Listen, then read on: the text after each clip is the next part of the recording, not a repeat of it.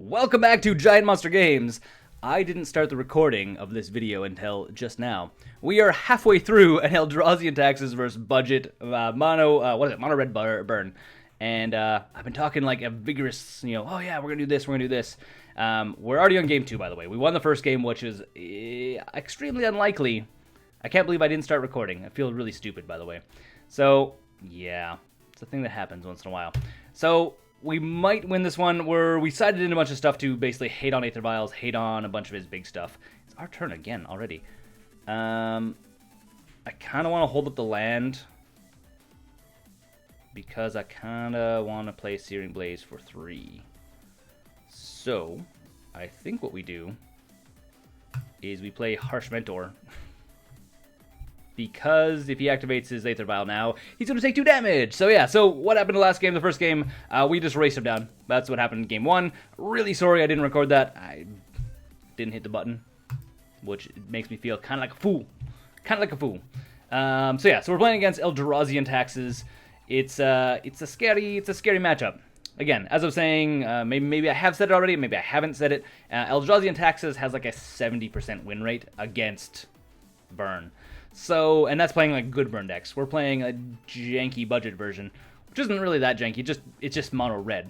It has all like a lot of the really good burn in it. It just doesn't have Boros colors or Naya colors in it. So it doesn't have white or green, which is what you really need to make like a really strong burn deck.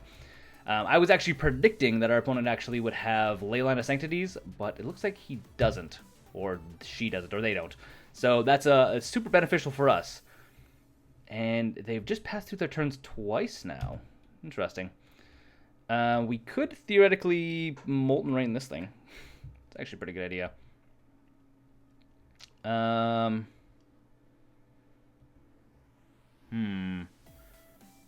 Let's play. We're gonna go this way. So he's on 3, which means he either has an Eldrazi Displacer, a Flicker Wisp, or a Wasteland Strangler in his hand, which he's going to try and zap in, like flash in. So we go for combat, swinging with the Harsh Mentor, assuming he's going to flash something in. No, he doesn't. Very interesting.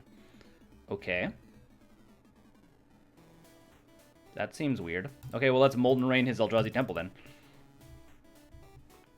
If he's not going to flash in something at that point, he's not going to flash anything ever. So, yeah, I guess.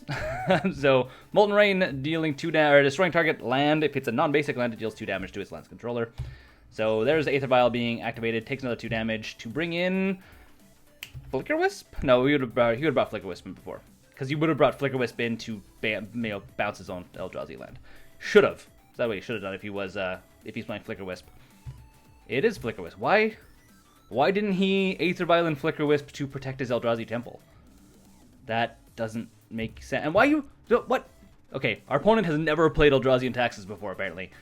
So he did this on his end step. Okay, he did it on his end step. Okay, it's not that bad. But seriously, that was not a good call on our opponent's part. Our opponent should have bounced the Eldrazi Temple and saved it from Molten Rain. Really strange. Very strange for our opponent. So, another Harsh Mentor, burning our opponent for another 2 damage. So, Harsh Mentor, yeah, put in the legwork here. Dealing 4 damage already. That's equivalent of 1.3. Oh, okay. We don't have any cards in exile. Do we have any cards in exile? No? Oh, we do. We have the mountain. Aha. I see what you're doing there. Luckily for us, though, we have enough... Theoretically, I have enough stuff to... we have 2 turns. We have 2 turns on our opponent. Yeah. Yeah, technically. I think we still got our opponent, though. So you guys get to see an extremely short game if this is the case. So likely what we're going to do is we're going to Searing Blaze probably the Flicker Wisp, because it's probably the most valuable card in the Eldrazi taxes deck. Searing Blaze it, killing it, 2 damage or 3 damage to our opponent. Or we could just double Lightning Bolt. I like that idea. Lightning Bolt 1. Lightning Bolt 2. Short game! Short game against Eldrazi taxes. Not really sure how I won it. I think it's because our opponent was playing kind of weird. So, anyhow, half game for you guys. Sorry I didn't get the whole thing, but I won 2-0, so that's a thing that happens. Until next time, my name's Adrian. This has been Budget Mono Red Burn, playing against Eldrazi and Taxes. Oh, someone is requesting a challenge. Maybe we're going to go again. We're going to go... Hold on. Do I have another... Where's the dredge? Or where's my Budget Mono Red Burn? Okay. Apparently our opponent decides he wants a rematch. Rematch? I will do a rematch. Especially because I didn't get the first one. Rematch. Cool.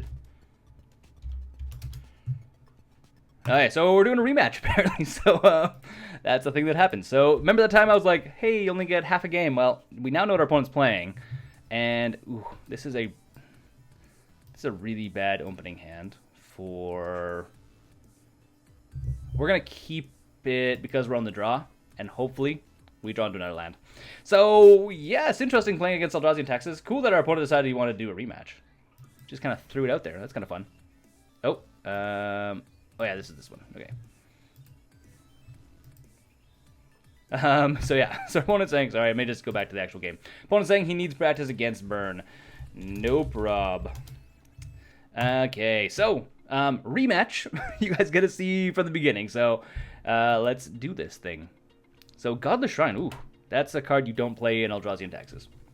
I know it is acceleration in a lot of ways, but you don't play it. You don't want to take extra damage like that because against the decks you lose to, this helps them win. It's a sad fact. Shard Volley, really not what we want to draw. So it's going to be Bolt into Lightning Spike, Lava Spike, sorry, Lightning Spike. That's not a card. So yeah, Bolt into Lava Spike, ship it to our opponent. Yeah. Godless Shrine. Silly, silly things. Now, what we really need is another land. That is actually kind of our current state of affairs. So we can't search our library, which for us, this is actually a card that he should side out. Unless, of course, he wants to keep going on the, like, path, you know. I think you could probably take out Arbiters. You know, it'd be really cool if I had something that did 2 damage. I think we go Monastery Swiftspear, get Taylor into play. We go to combat, see if he wants to block. I'm sure he doesn't. And then, yeah, swing for 1. He won't block. Blocking is a death sentence for this guy. Not because we actually have anything, but because if we did have something, we could just bolt his face, pump her up by 1. And then we're going to throw a Rift on Suspend. Yeah. Plans. So, the thing that actually, if he plays a Thalia, Trader...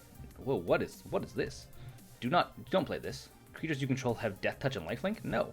No. I mean, it's very good for his deck right now, but it is not a card you play in Eldrazi and Taxes. Interesting. That is very, very, very...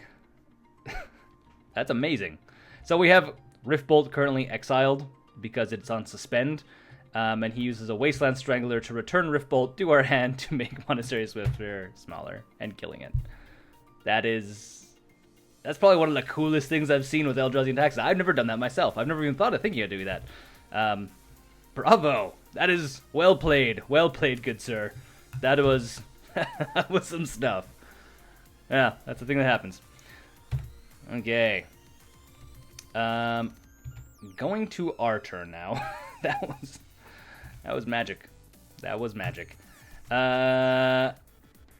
Okay, well, do we have... What do we have? We have 3, 6, 9, 10, 11 damage on our opponent right now. All of it is in 2-card increments. We, in theory, could blow this thing up. He's a turn away from doing this.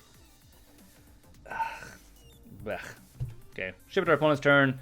We're at instant speed for everything, so we can decide on our opponent's turn what we're going to do. Likely, it's going to be... I kind of want to Magma Jet this thing away, so we don't take 3 damage. Because it's going to be 5. His clock right now is 4 turns. Our clock is 4 turns. Markalock's not 4 turns on him. We have 4. Take us 4 turns to play everything in our hand. Where Magma Jet could set us up. So yeah, Magma Jet. Here you go. Getting rid of the Wasteland Strangler. And we get to scry 2. Which I'm okay with. I'm still amazed Rift Bolt. That's some slick stuff you got going on there, buddy. Slick stuff. What are you playing? What costs 3 mana that you play at instant speed? My eye thing here. What could he be playing? Pathing his own guy. Well, it technically prevents us from, stops us from using this thing, so that's a thing that happens. Why do you pay extra mana, though? Kind of weird. Oh, he had to pay 2 to search. Ah, gotcha. Gotcha. I understand now. So we still take 2 damage. He gets an extra land, which is going to be good because he's going to be activate this sooner, which is bad for us, but good for him. And going to our turn, we could do something other than a random ruins. Rampadump ruins.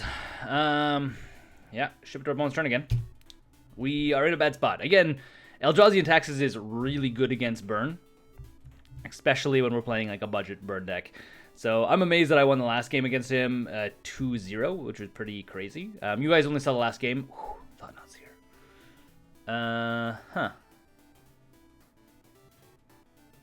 I think we go Skullcrack, Lightning Strike, let him take Shard Volley. I mean, what else are we going to do? I mean, Shard Volley is like the least good card in our hand right now, so might as well blow off all of the other things that are going to be good. And again, we don't really... None of the cards in our hand allow us to actually kill Thought-Knot Seer, so... Pew pew pew. Sort of. We're still like 4 cards away from being able to kill our opponent. So that's the thing. Well, I say 4, but realistically it's closer to 3. Yeah. Opponent swings in for 2, going to our turn. I say 3 because there's a couple cards we have that deal 4 damage, not 3 damage. So if we draw into one of those, it's a turn faster. Well, we could theoretically blow up a desert to deal 2 damage. That's the thing. That is an option. It's not going to get us there. 4, 5, 6. 2, 3 turn clock currently. 3 turn clock currently. Huh. Scary times for us. The road ahead is long and treacherous. So, yeah. I think we're going to do the ruins just to get extra 2 damage on our opponent. See what he plays first, though. So, opponent is going to play Thalia.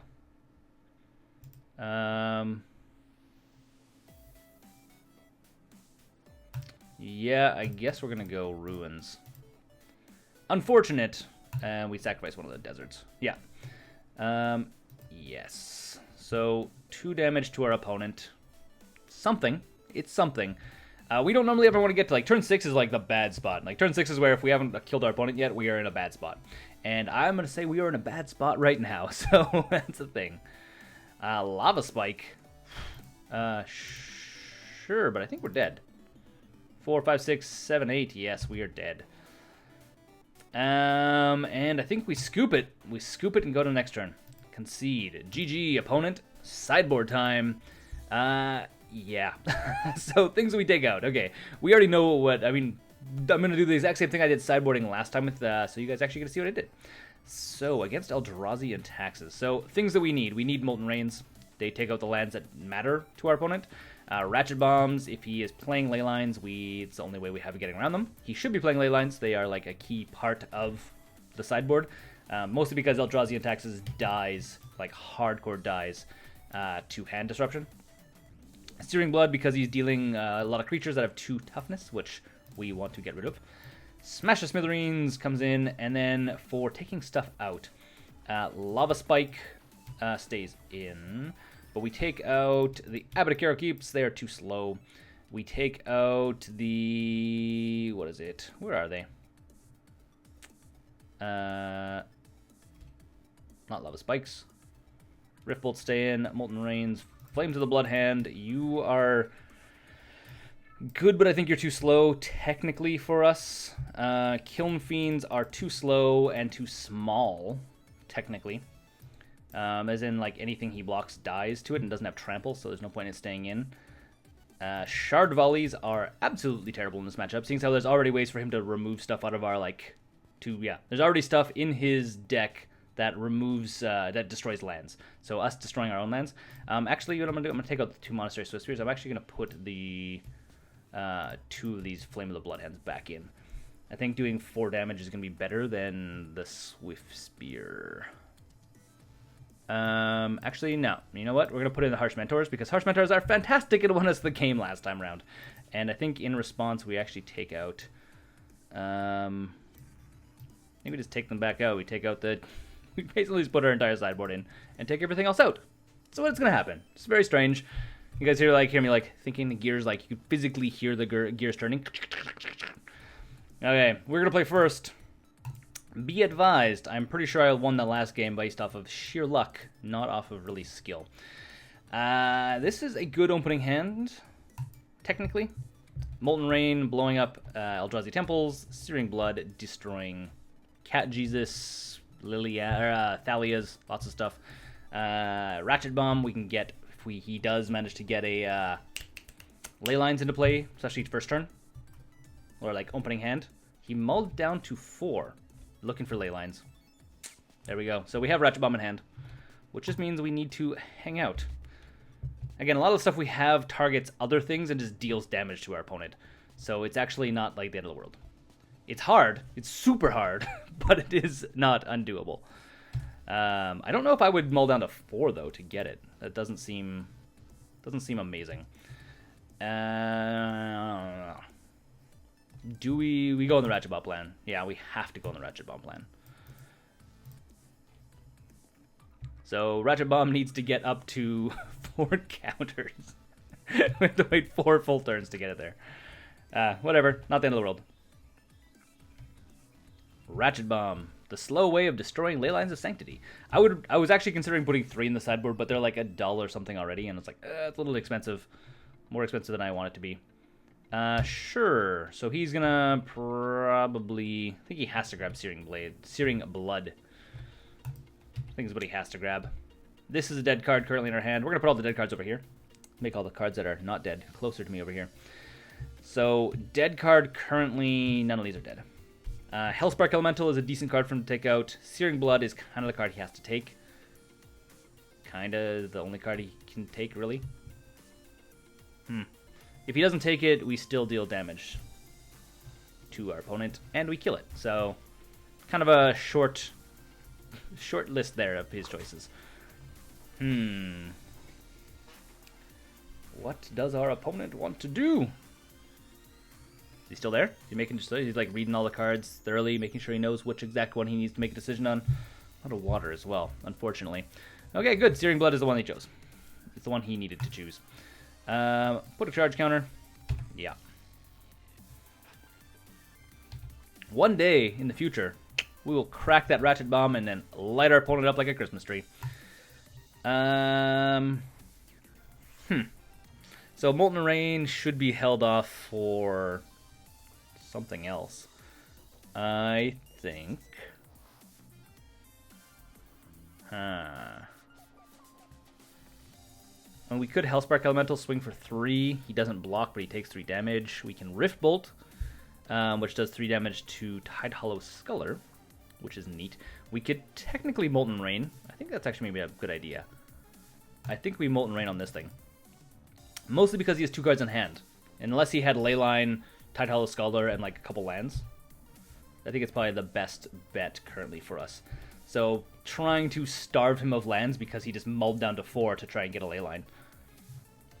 So, and he still takes damage from that, by the way. Still does 2 damage. Oh, Eldrazi Temple. That's actually what I should have targeted.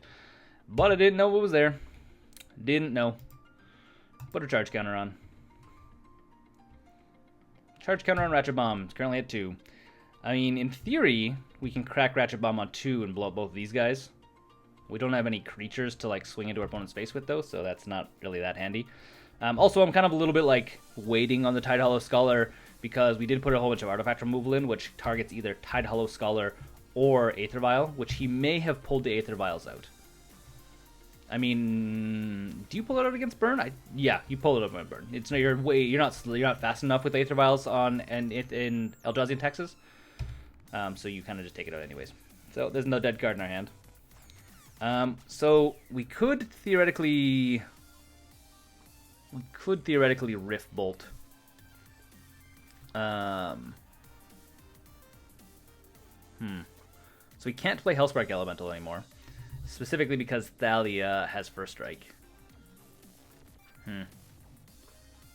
I think we Rift Bolt the Tide Hollow Scholar. So throw it on Suspend. Suspendio. Fingers crossed. I mean, we don't have any creatures in place, so he can't do the craziness like putting it into from our exile into our graveyard. Because the only card that's currently doing that is Shambling Vents. That's not a good card for us to see. Tried to blow up his lands, so he couldn't. So he didn't have value on lands, but not gonna make it. Not gonna get there. Charge counter on this thing, I guess. We're at 3. As soon as we get to 4, we're in Value Town. The thing as well, if he's swinging at both of these, we can always play Hellspark Elemental and then go to face for 3 damage. Which is not terrible either. I mean, he's swinging for 4, but we could probably get there faster. It's gonna be on the nose. It's gonna be like right on time. We don't have any wiggle room for this. Leonin Arbiter, that's a card. That is a card. Yeah. Ratchet Bomb on 2 looks like a really good thing right now. The other card you normally have in sideboards here as well. So I think we actually go Tide Hollow Scholar, which is unfortunate. Okay. The other thing that's unfortunate about this is we have to pay 1 life as well. Or pay 1 mana to cast it. So that's the thing. Because we get to cast it for free, but Thalia makes it so we have to pay an extra mana for stuff. So that's the thing. So I think it's going to be blowing up Tide Hollow Scholar, paying a mana. Bleh. Then we get Searing Blood back. Where's my Searing Blood? There it is. And we drew 1. If I would have known, right? If I would have known. Well, let's play Hellspark Elemental, swing to our opponent's face for 3. So here we go. Swinging for 3. Fun times lie ahead. So he's likely not going to block with Cat Jesus. Doesn't make much sense. He has no cards in hand, so he doesn't have Path Exile. He doesn't have much else, and this is going to die, which is fine. And then I think next turn... Actually, we might actually have... Do we have lethal on... Do we have lethal? No, we don't. Because Searing Blood is going to cost 3 mana, which kills Thalia, does 3 to our opponent. We're still a full turn away. I'm going to put a charge counter on this now, just so I don't forget. Because if I forget this, it's going to be real bad for us. This is going to blow up Leyline. So he swings for 4, which is unfortunate, but is a thing that happens. We're going to use Searing Blood to blow up Thalia. So, yeah. Yep. It's all good. We're in a surprisingly good spot right now. Going to our turn. Ooh, Rift Bolt. Okay, so... What do we do right now? Searing Blood on Thalia? I guess so. We have to pay for it no matter how we look at it. So, bam. It does 3 damage to its controller. So she's going to take another 3 damage, down to 8. And then I think there's no... We can Ratchet Bomb right now, but I'm going to hold off on Ratchet Bomb. Probably going to use it on his end step, just to blow up Leyline. Ooh, Concealed Courtyard. Sad days for opponent.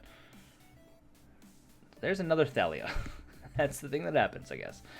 Not the end of the world. Not the end of the world. Okay. Yeah, we'll go to end step. Obviously, we're going to take 2 damage from this. No blockers. Blowing up ley lines. It's going to be close. It's going to be real close.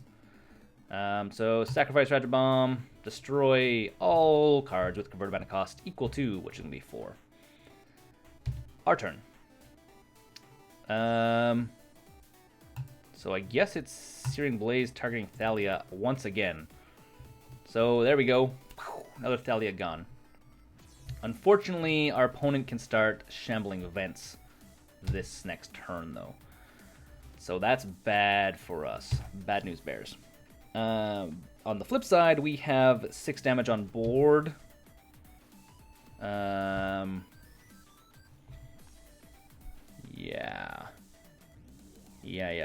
We may have to bolt Shambling Vent, by the way.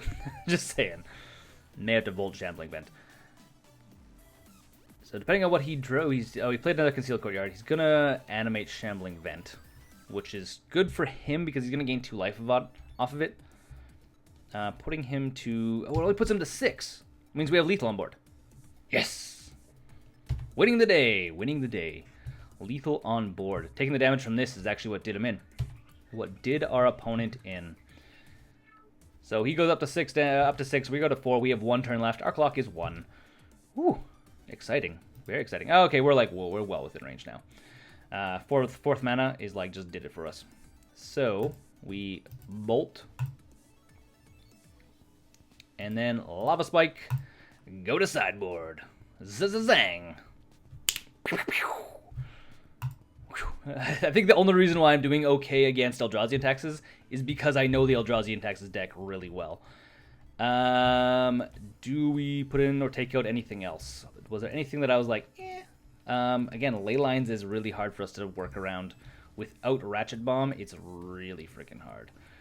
I think we should actually take out the Lava Spikes and probably put in Raging Pharastodon. Mostly because if he starts playing a bunch of creatures, he'll take damage from it. And it also has Menace, which means he can't single block stuff. I think it's actually a pretty decent idea. He also can't gain life, which is relevant. And maybe we'll leave in one lava spike.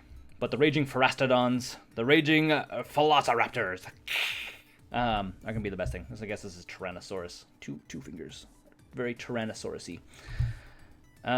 We kind of have to keep it. We're going to burn ourselves a ton, but we kind of have to keep it. We have to keep it because there's Ratchet Bomb. We can't risk not having Ratchet Bomb, because if he does, again, if he mulls down to Oblivion trying to get a ley line, it's going to be bad for us. And he's on the play as well, so he's first. So, double Rampant Ruins, so there's ley line. So again, have to keep Ratchet Bomb. Have to keep the Ratcheting Bombs. Okay, well, we're going to skip through his turn and see what he decides he wants to do. I'm excited. I'm really excited, actually. I'm not going to lie. Because I feel like I don't ever play against Tax's deck. Really? He left Aether Vials in. That's really strange. Aether Vials is usually one of the first things that comes out against Burn. Because it's just, you're way too slow. Because Burn's going to try and kill you by turn 5. And the Aether Vial is just too slow. It's too slow for it.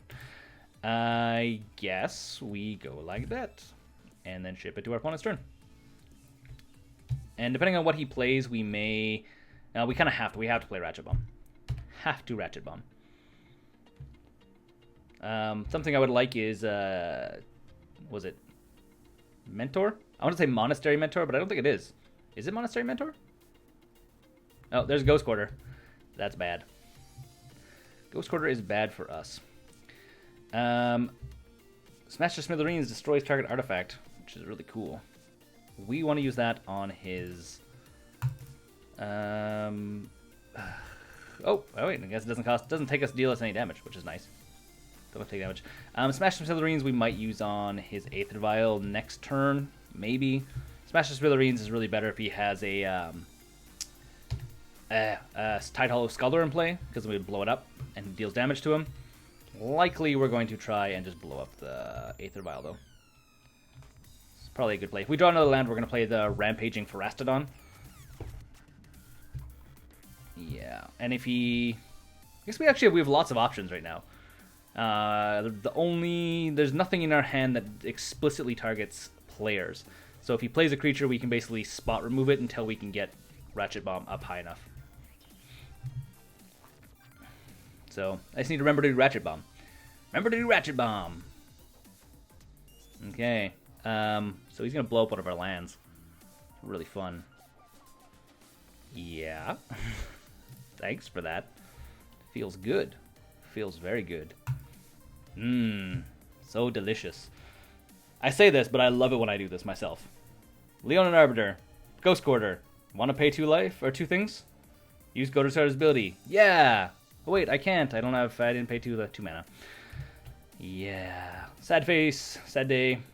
Looks like our opponent's on 1 mana as well still. Well, we're going to go like this. We are going to Searing Blood the heck out of frickin' Leonin Arbiter.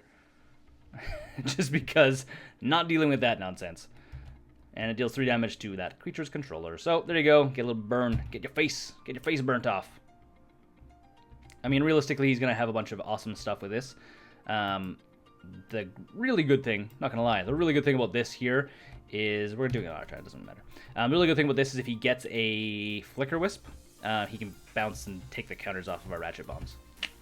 That's no fun. No fun at all. Not even the slightest amount of fun. Once we get a 3rd land, we can play a Raging Pharastodon, which is exciting. Did our opponent? Our opponent didn't go up to 3. Curious. Because he has another Aether Vial. Not as curious anymore. That's fine. That is fine. I feel like going up to 3 no matter what. Just because if he... Going up to 3 feels better than staying at 2. Unless he has a 2-drop he wants to play. Which I guess is the case. I eat my hat, good sir. I retract my statement. Ooh. All artifacts you have at the beginning of your upkeep, sacrifice unless you pay 1. That's exciting. All artifacts, including our opponents. Well, it looks like we have to pay a mana, otherwise we have to sack it, which isn't very fun. It's not very fun at all. Okay, so yes. Paying 1? Please? Please, sir? I would like to pay 1. Ratchet Bomb is way too important for me to not. And then I guess we go to our opponent's turn. We'll let him pay mana to blow up one of these guys. And then we will bolt this guy on his end step. Okay. So, a lot of triggers. A lot of triggers. So is our opponent going to pay? We paid. We were happy to pay. I'm not going to pay for it 2 times in a row. I keep seeing decks running this, and I don't think it's that good. I don't think it's worth it. Especially in Eldrazi and taxes, where you kind of want to keep all your... you want to keep your triggers. Like, you don't want to have to pay. So you want to keep your artifacts. Especially because you're also running... Tide Hollow Scholars, which are also artifacts, which theoretically you have to pay for as well. I just would never run this guy. It just feels really low value. So now he's going to have to pay 1. So he pays for 1 of them, I guess. Interesting. Interesting. And he has to sack this one. So, cool, I guess. And then when he swings in, we're just going to bolt it. Boop! Gone. And then we're going to blow this thing up. Getting my vendettas on. Yeah. Yep. So, go to combat. He's going to try and swing in for 2.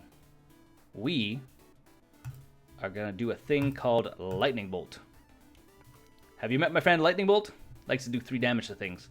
If he has a Flicker Wisp, he can always flicker in and save this guy. Technically. And we got all the tricks, though, as well. Oh, is it going to be a Flicker Wisp? I'm willing to bet it's a Flicker Wisp. The thing is, if he Flicker Wisps to save this guy, I'm going to blow my mind. Because he really needs a Flicker Wisp to bounce these counters. We also need a land that we can play Pharastodon, which would be awesome. Be super awesome. But in the meantime, we're going to smash to smithereens, blowing up the Aether Vial next turn. Assuming it's not still around. Assuming it's not still around. So yeah. Interesting game so far. Eldrazi and taxes. Well, I'm glad you guys are enjoying this game, by the way. I'm enjoying this game. This is like one of the most enjoyable games I've played in a very long time. Even though sometimes Eldrazi and taxes can feel like an unfair deck to play against. I say this from my own personal experience. Okay. That's actually totally fine by us. I just don't want to have to pay for Ratchet Bomb. Ratchet Bomb, add a counter. Please, give me a counter. Going to our turn. Skullcrack. Okay, smash the smithereens, targeting this guy. Goodbye, Aether Vial. You've been fun, but you're really kind of a pain in my butt. So, leaving our opponent on one land. Dire straits for our opponent. Even though they were starting. They were the first player in this case. So, we're going to throw a counter on this right now so I don't have any chance of forgetting because I don't have any actions this next turn. So, throw a counter on it. Next turn, on our turn, we're going to blow up our opponent. And then probably... we'll see what we do. We have a bunch of options. We don't want to be overrun by this guy at the same time. So that's the thing. It is a thing. So our opponent swings in for 3. Why not? And... depends. If we draw a land, we will probably just play the Pharastodon. Eldrazi Temple. Do you have a Thought-Knot Seer? Opponent does not have a Thought-Knot Seer. Okay, so I think we play the Pharastodon. 1, because he can't play other creatures without taking damage. 2... I mean, we can also try and race our opponent down. 3 damage a turn doesn't seem like it's that worth it right now for a couple turns. I wish this was 2 damage to creature. I wish this was a Searing Blood. Actually, I don't think a Searing Blood would help us. I wish this was a... the one that deals 3 damage to a creature and 3 damage to your opponent. It's not, though. I think we go Raging Pharastodon. And then we also, well, he can't respond. We crack the Ratchet Bomb and blow up. Blow up Leyline. Actually, we blow up Leyline. Because we're not doing anything to our opponent this turn, we actually blow up Ratchet Bomb on our opponent's end step. So just in case he does have another Leylines, he obviously can't play it. But if he had another Leylines in hand, we don't want to give him the ability to, like, hey, look, I played a Leyline. Say, fun, you blew up your Ratchet Bomb for nothing. So, yeah. Again, if you are actually upgrading this deck a little bit, I would highly recommend 3 of these in the sideboard. If you're going staying mono red, 3 of these in the sideboard. If you don't have it, it's like almost impossible. Sure. What? Why would you do that? I guess he's trying to get damage in. Okay, that makes sense. I was like, why would he do that now and not do that like on our turn? But I guess this way he can swing in still. Just fine. This is preventing him from playing stuff, and when we swing in, he'll do 3 damage anyways. So I don't think that's actually very beneficial to our opponent. End step, blowing up Leylines. Goodbye. Goodbye, Leylines. Thanks for coming. Another mountain. That's interesting. Okay, well, let's go to combat. Attacking with the Pharastodon. I actually absolutely love this card, by the way. If you guys haven't guessed by a lot of my jokes I've made with it, I absolutely love this card. The Velociraptors are the most amazing card ever. Mostly because it just, like, against, especially in this deck, it slices, dices, cuts, drops, grinds. It's, like, it's hard to block. Players can't gain life, which is really good. It does damage whenever you're playing against creatures. It's awesome. Next question. Do we what? I am tempted to Rift Bolt.